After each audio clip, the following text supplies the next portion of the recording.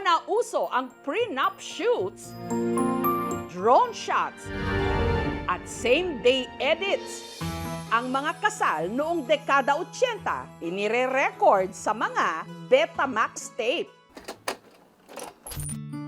Gaya ng pag-iisang dibdib ni Tatay Tito at Nanay Porferia na ikinasal sa Bantayan Island sa Cebu taong 1988. Wala talaga kaming mga ginastos sa kasal namin. Nagkataon na meron akong kabadyong dati sa amin. Siya ang nagbayad doon sa kumuha sa amin ng Betamax.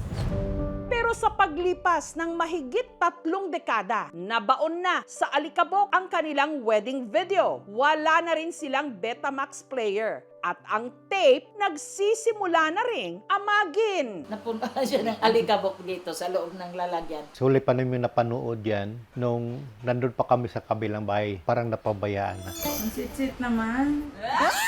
Ngunit kamakailan lang sa 38th wedding anniversary ni Tatay Tito at Nanay Porferia,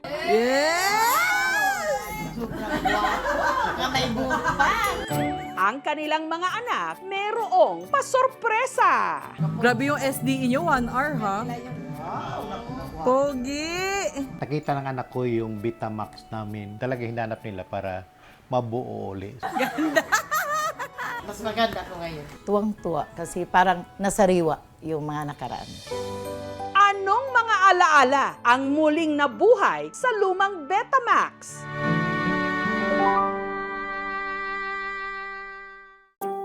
Matapos ang kasal sa Cebu, lumipat ang mag-asawa sa Tondo sa Maynila kung saan nagtinda si Nanay Porferia ng tuyo at daing. Habang si Tatay Tito naman, isinuko ang pangarap niyang maging kapitan ng barko para maging house husband. Para sa akin siya na ang king. Ako na lang ang queen.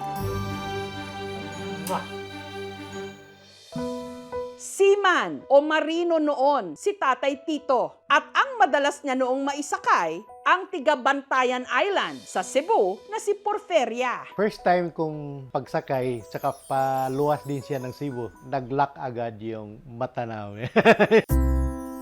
Sabi ko, ang ganda ng mata ng babae. Mata lang. Yun Mata yun. lang kasi ang bibig ko mahaba. Na love at first sight daw sila sa isa't isa. Kasi ang gwapo niya talaga. Kaya ang dami nagkandara pa dyan. Sobrang. Muti kasi Kasi- mga dapa eh. Primero ko palang tingin, kinakabahan ako. Tapos parang gusto ko laging makasakay para makita ko siya. Sasakayan para lang makasabay ka. Ang sarap pala ng pakiramdam na ma-inlove ka. Kahit paa pa lang makikita mo, kinakabahan ka. Pero si Tito, tila nabahag ang buntot. Nagkataon na yung isang kasama ko pala sa barko, may gusto sa kanya. Sabi niya, huwag mong maligaw-ligaw si Porping kasi akin yan. Hanggang naglakas loob din siyang ligawan si Porferia. Ang damit niya, yung malapad, inipit ko yon sa upuan ko. Pag tayo niya, hindi na siya makatayo. Sabi ko, hindi kita papakawalan kapag hindi ka sumagot sa akin. Sabi niya, paano kita sasagutin? Wala ka nang sinabi. Pero napilitan talaga siya. Sige, oo na nga. Siyempre, sa ilalim, tuwang-tuwa. Pero hindi ko pinakita. Dahil nagpakadalagang Pilipina si Porferia, nainip daw tuloy si Tito sa panliligaw. Tuwing magdi-date kami, ayaw niyong pumasok. Baka daw may hotel yung sa loob. Tapos bibigyan ko ng papatulog yung kinain namin. Baka masirip ko siya. So talagang nasawa ko sa ugali niya. Si Tito nag-abroad habang naiwan sa isla si Porferia. Mula noon, nagkanya-kanya na raw sila ng landas. Nagkaroon din ng mga bagong pag-ibig. Si Tito, nakarelasyon ang dati niyang kaklase. Kulang na lang kasal sa amin. Sinulatan siya ng kapatid niya sa Australia na mag-migrate sa Australia. Si Porferia naman, nagkaroon ng nobyo na isa ring seaman. Pangako ko sa sarili ko, pag 30 years ko, kahit sino, basta may trabaho lang, may gusto ako o wala, mag-asawa na talaga ako. Sa hindi inaasahang pagkakataon, matapos na hindi sila magkita sa loob ng 11 taon, aba, sina Tito at Porferia muling pinagtagpo ng tadhana sa Bantayan Island. Mahilig ako mag-surprise sa kanya. Bumaba ko sa malayo kasi may basketball noon eh. Naalam ko nandun siya. Yung nakita ko na siya, siyempre, ay ito na. Tuloy na to. Ilang buwan kang minasdan, hindi ko na mapigilan hanggang kailan mag-aba.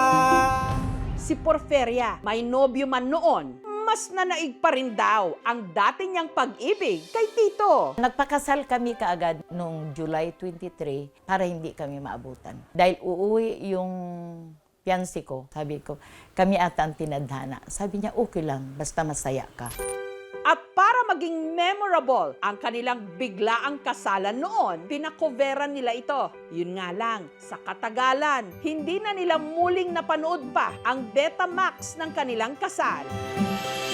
Lumipas ang mga taon at dekada, bumuo sina tatay at nanay ng masayang pamilya. Meron na silang 6 na anak at 4 na apo. Napalaki nila kami na hindi spoiled, na punong-puno ng pagmamahal. Lahat ginawa nila para mabigyan kami ng magandang buhay.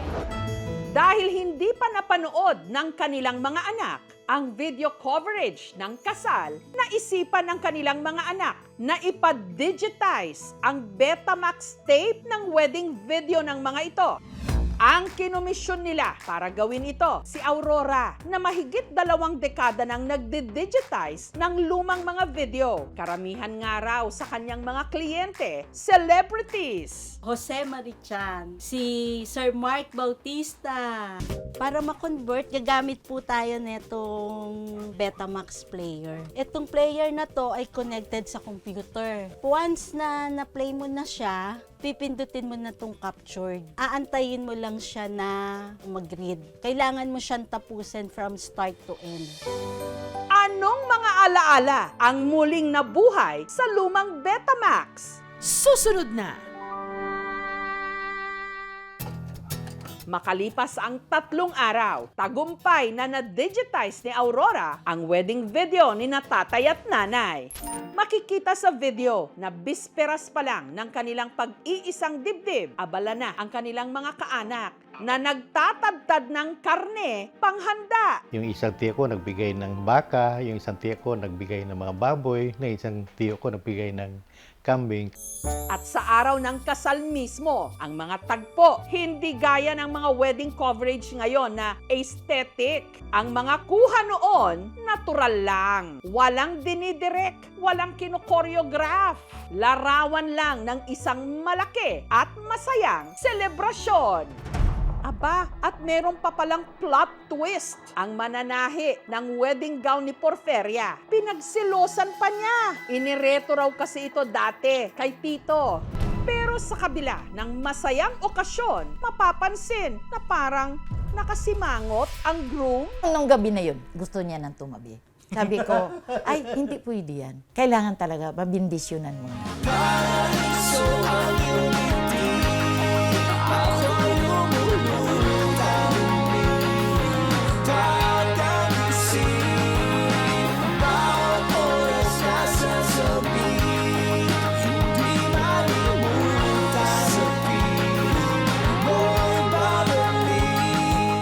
Kasal natapos sa isang matamis na halik.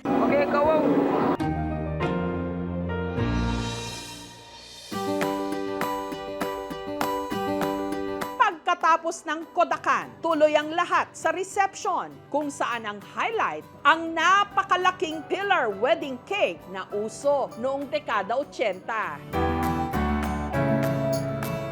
Uso yun doon sa amin yung mga regalo. Buksan mo, ililista mo yung pangalan. Kung sakaling magulang mo nagbigay sa akin ng amplifier pagkasal, kailangan pag ikinasal ka, amplifier din ang ibibigay namin. Lolo, lola. Ay, yung lagot Lolo. sa motor, kaya may ano siya. Nayak si Papa. Yan yung tissue.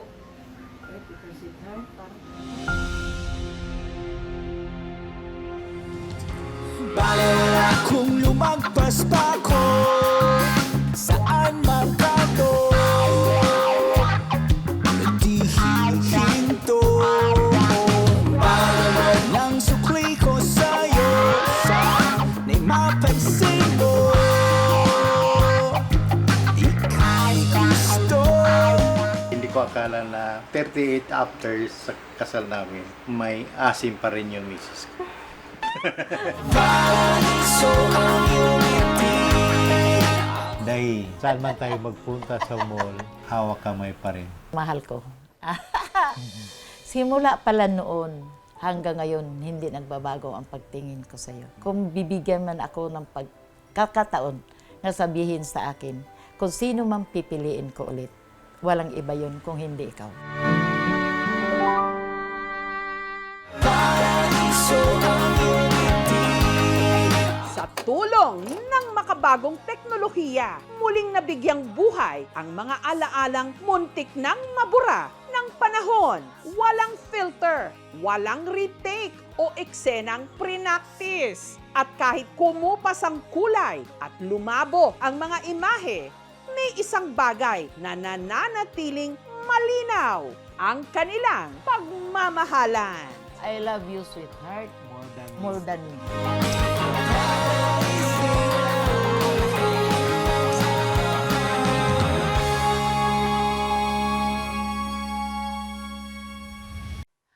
Thank you for watching, mga kapuso. Kung nagustuhan niyo po ang videong ito, subscribe na sa GMA Public Affairs YouTube channel. And don't forget to hit the bell button for our latest updates.